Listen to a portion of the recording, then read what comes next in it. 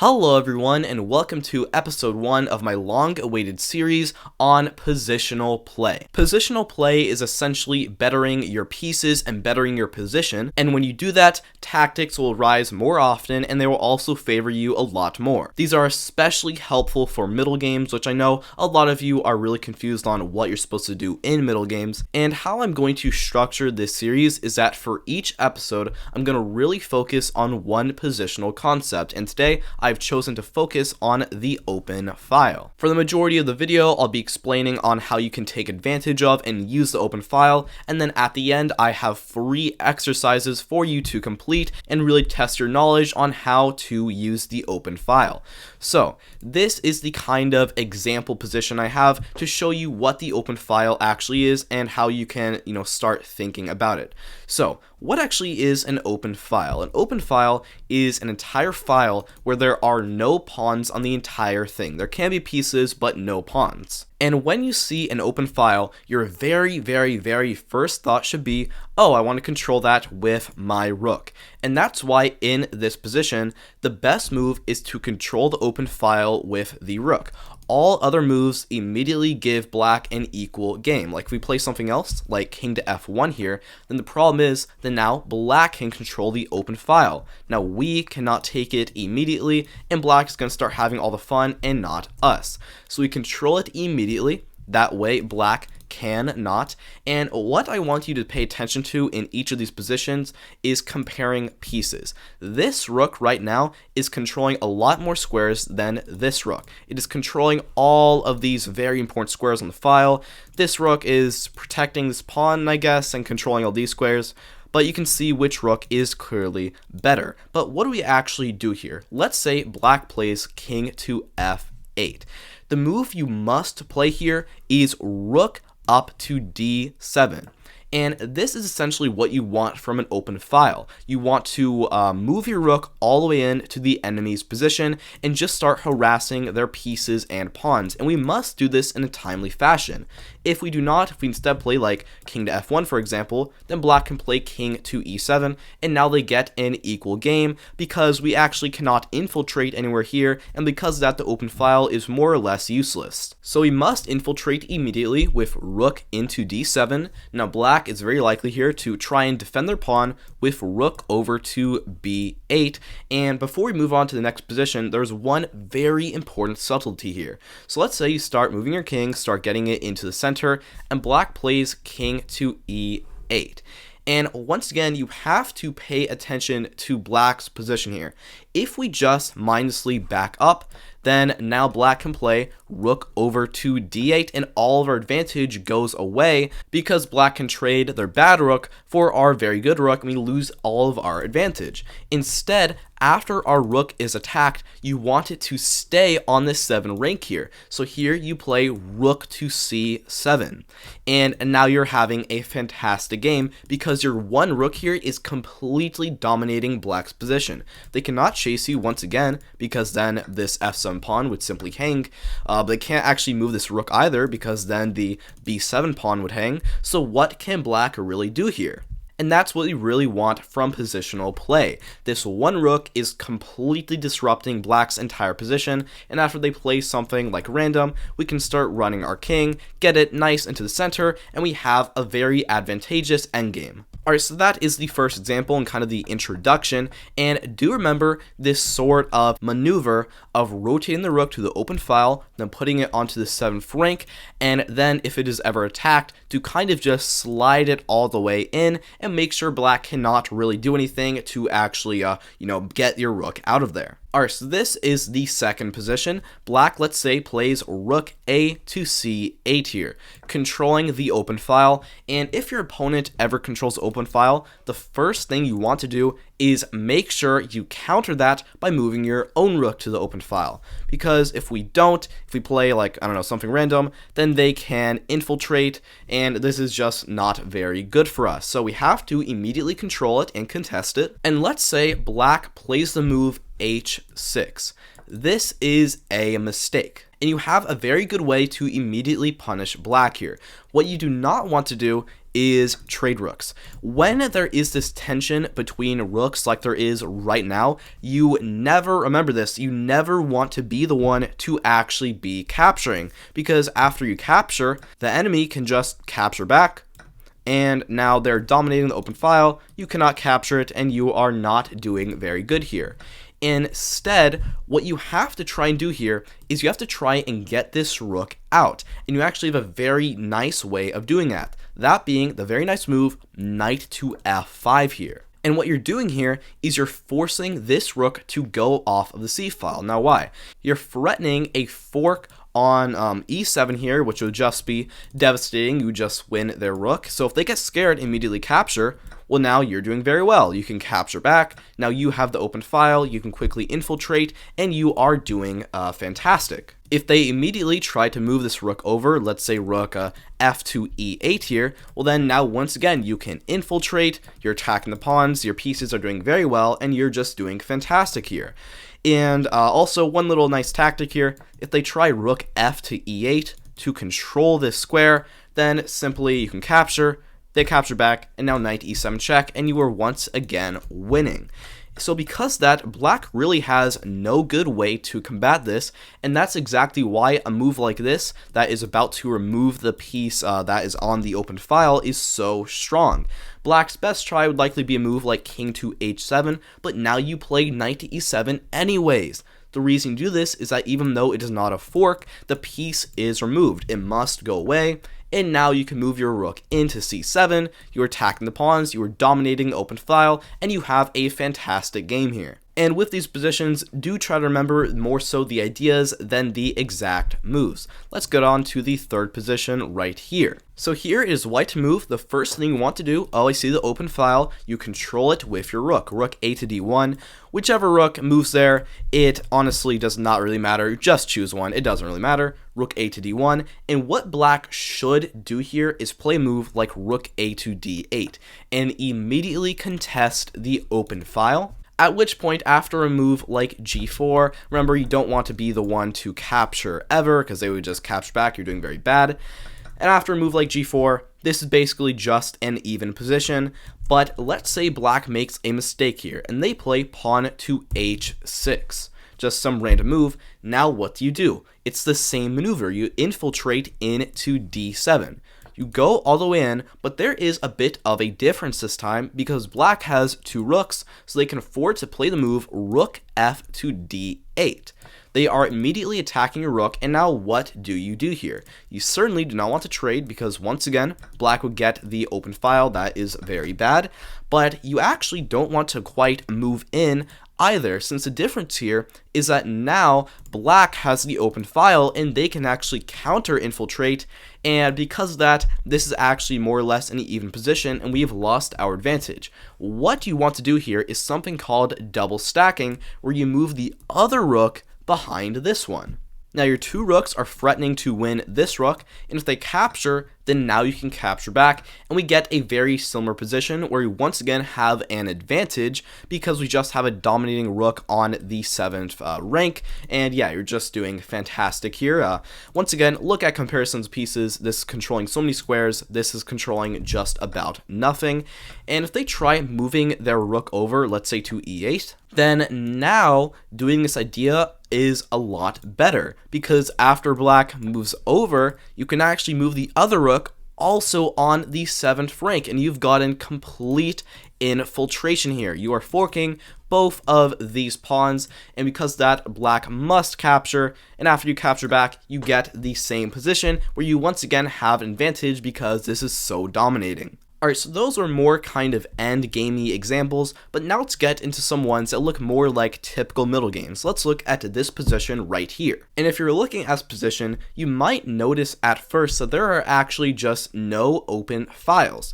But black here is really undeveloped. Your rooks are ready to come to an open file, but there is one. So what you need to do in a position like this is crack open the position and make an open file. So in this position, you want to play a move like like pawn to d4. Black most likely here does not want to just capture, because then you can capture back and now you're just dominating the entire center. So what black would probably do here is play a move like f6 and try to defend their center. Now, what do you do here? You do not want to push up to d5, because even though it does attack the knight, after they drop back, you have now closed the file, and you've really closed the position, and because of that, you have lost a massive amount of your advantage, because black can now safely castle, they have some time to develop, and yeah, you have lost a ton of your advantage here. What you want to do instead is capture. Reason being, you are now opening the file for your rook to come on. So after they capture back, you can now capture.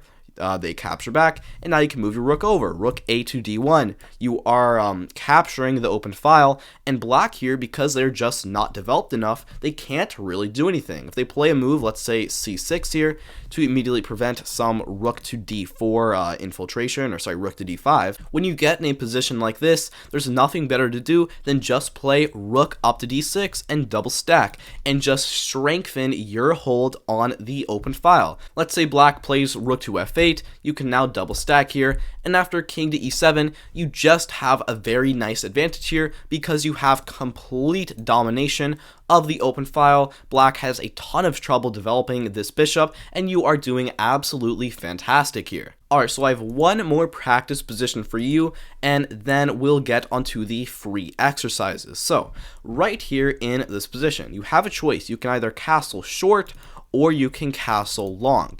And what you have to notice here is that even though there is a knight here, this is actually an open file. Reason being, there's no pawns on the file, it's only the knight, and you can potentially go e4 and e5, get the knight off of the open file, and then your rooks will be, that will be a perfect choice for your rooks to go to. And because that, the move you want to play here is long castles, simultaneously castling as well as getting your rook onto the very nice open file. And if black castles here, the best move is pawn up to e4, because you're trying to go e5, kick the knight out, and also here black has a very annoying pin that they have to deal with, and because of that, they would have to play a move like queen over to e8, at which point you would now push up to e5, knight moves over, you now have complete control of the open file, but this is a bit of a different position than normal. What I mean by that is that this is one of the positions where you actually do not want to double your rooks. Reason being, it would just be a waste of time. So let's say here you play rook up to d3. The idea being moving the rook over to d1 and just getting really good hold of the open file. The problem here is that black can easily counter this. So they can play a move like queen to c6 here, and then after we stack, they just play rook a to d8. And now all of this, open file business we've been doing is completely nullified. And because of that, we've kind of just wasted our past two moves and given black a lot more of a chance to, start breathing and get their pieces out and nice. So what you want to do in a position like this, where black can easily counter your open file if you do start really trying to control it, what you want to do is just keep the control and focus your efforts elsewhere. So here you can play like pawn to h4 and start trying to set a king side attack here.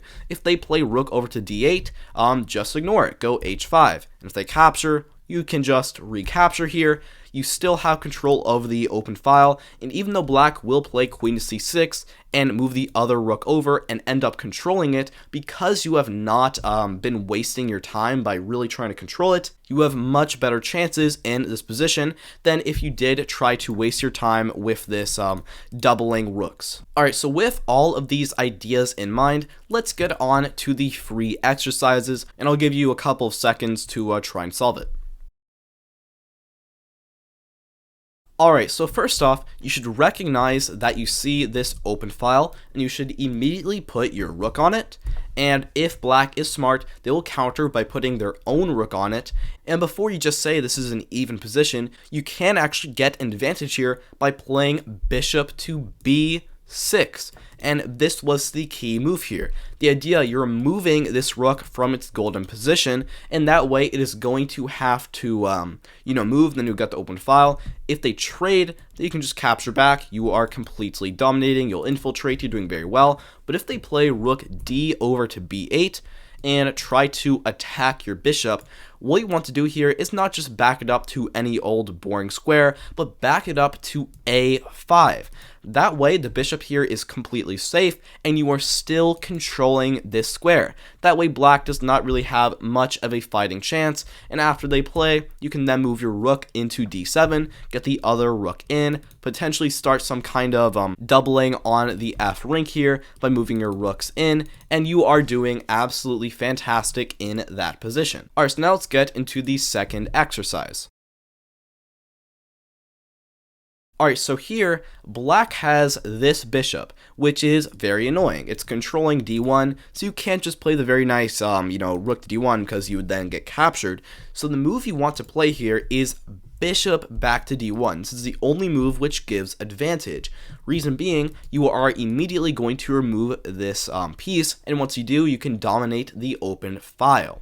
They must capture here because if they don't, you have a nice tactic here with pawn up to g4, and they're simply going to lose the bishop and you are winning. So instead, they are going to have to capture, at which point you have to recapture. And most of the time, like I'd say 95% of the time, what rook you capture with or what rook you move to any open file does not really matter, but here it actually does. Because if you just capture back with the, a rook here, then black now has a fighting chance after a5, and we're going to have to settle for equality or black here actually having a small advantage, because even though we can infiltrate and immediately start trying to win pawns, black can capture, and now they have their own open file. So after we capture, they can now play rook to a2. We're starting to kind of get steamrolled here, and black is going to start pushing, and we actually have a kind of poor position. So because of that, you must capture with the h-rook. That way this pawn here is still held, and after something like rook f to d8, you can now immediately win a pawn by capturing. They capture back, and now rook takes on a6, and if they didn't play the immediate rook after d8, then you would simply infiltrate and just start, winning pawns and doing great. And after we capture, we are simply up a pawn in this endgame. It does get a little hairy after rook to d4, but after a simple king f3, rook captures and rook captures, you are up a pawn in this rook endgames with fantastic chances, and you definitely have the advantage. Alright, so now let's get into the final exercise, which is this. I'll give you a second to try and solve it. Alright, so the move you want to play here is d4. Temporarily sacrificing a pawn, but the idea is that after they capture, you can now move your rook over, and you're going to win the pawn back and then afterwards get the open file. And here you can play either of the rooks first, but I think that gives black some extra chances which they otherwise would not have. So first, I would say pawn to d4, and after they capture, now you can play rook a to d1, immediately start pounding on the pawn, and you are going to win it. So black's best move here would move out of the way with queen to e7, and now you can simply capture with the pawn. Capturing the rook is not as good because black would have like b6 here.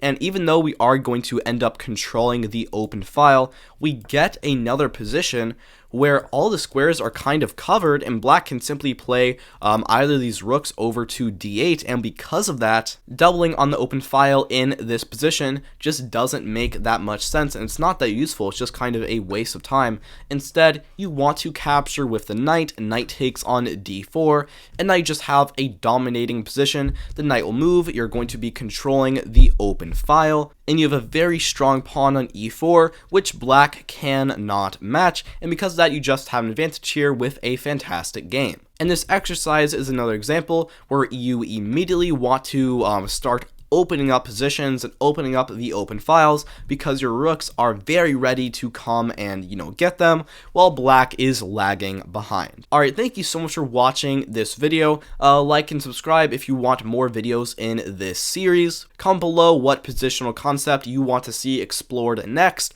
and I will see you next time. Have an absolutely fantastic day.